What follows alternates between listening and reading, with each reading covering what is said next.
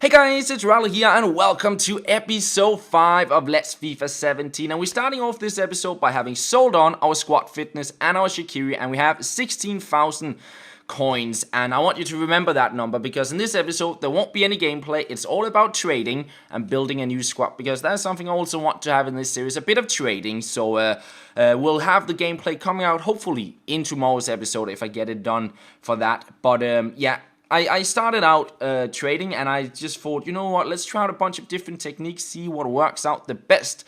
I picked up a Shaqiri, sold him on. I picked up a couple of Matas, and I also picked up a fitness item. Now, the fitness item, I was trying to pick some up on open bids, but it was not very efficient. It took a very long time for me bidding before I picked up one, so I decided to sort of discard that method. And instead, I decided to look at converting players into different positions like we did in the last episode. And then I also tried to find players which were converted but listed up at a cheap price. Basically, a lot of people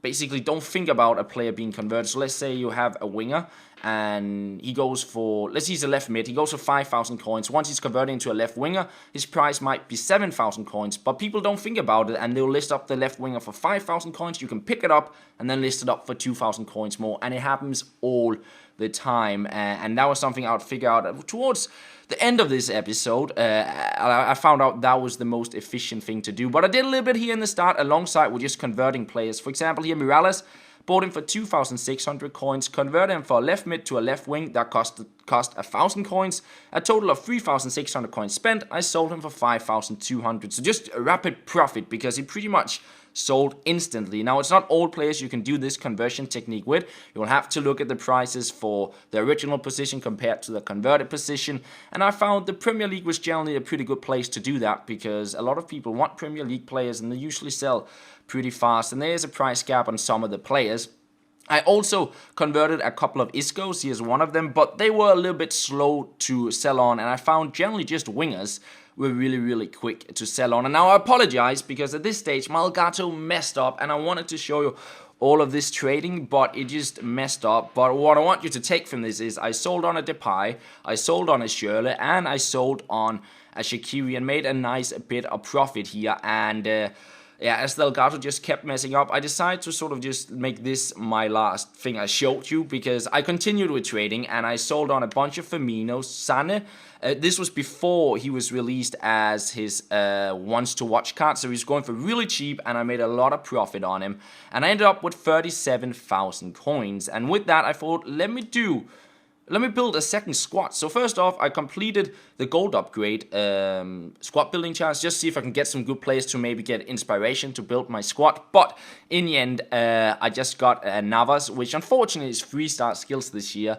And then I got a Brazilian striker, which I'm probably not going to use unless I build a Brazilian squad. So once again, I apologize for the jittery image.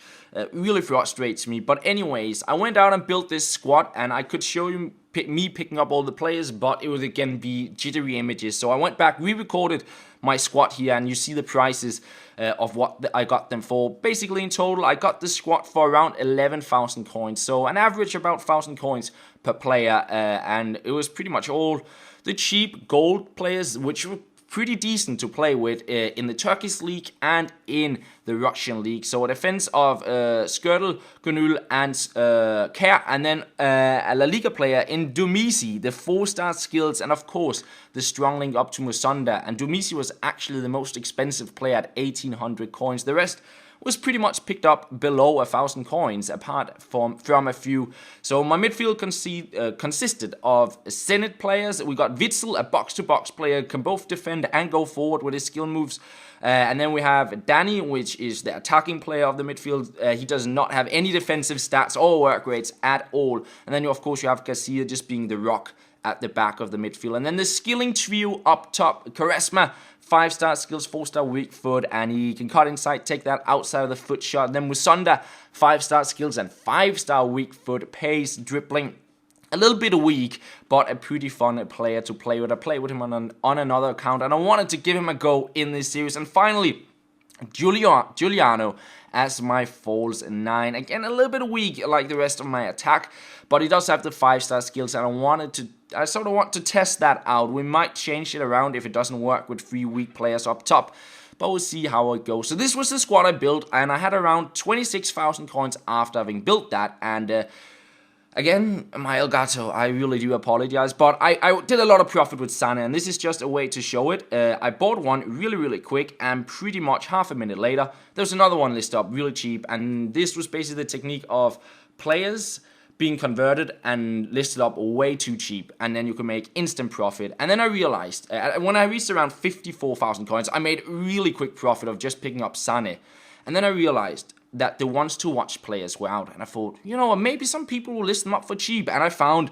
a Milik here, and I saw he went for loads of coins, and of course at this stage he had already sold on, and I just thought, you know what, let me keep looking here at the 59th minute at informs, and I found another Milik not long after, and I kept searching half an hour after having picked this one up, and nobody showed up. So I think I was just really lucky finding 2 in short succession, and I was able to pick one of them up, because basically he went at this stage around 140,000 coins, but I knew they were just getting packed, and their price was dropping a whole lot, so I didn't want to list him up for too much and see his price just drop further down. So I listed him up very cheap, but still such that I would make a huge profit.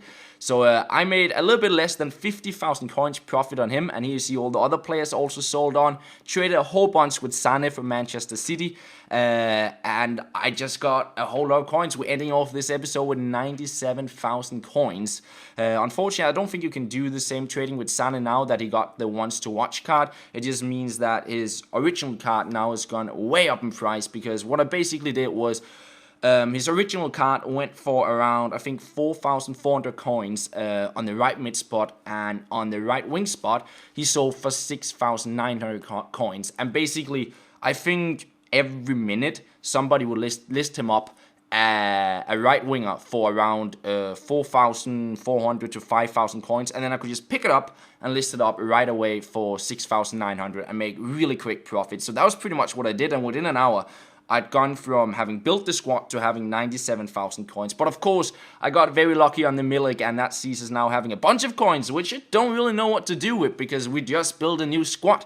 But maybe you guys have some cool ideas for some players who we can pick up, or maybe we'll continue trading a bit. But in the next episode, we will be playing games, but maybe we could pick up somebody like Di Maria, Maris, Cuadrado. There's a lot of interesting skillers. So let me know what you think we should do with the coins. And finally, I want to again apologize for the Elgato. Hopefully that is not going to happen in the next episode. And that's pretty much all. Thank you very much for watching, and I'll talk to you guys later.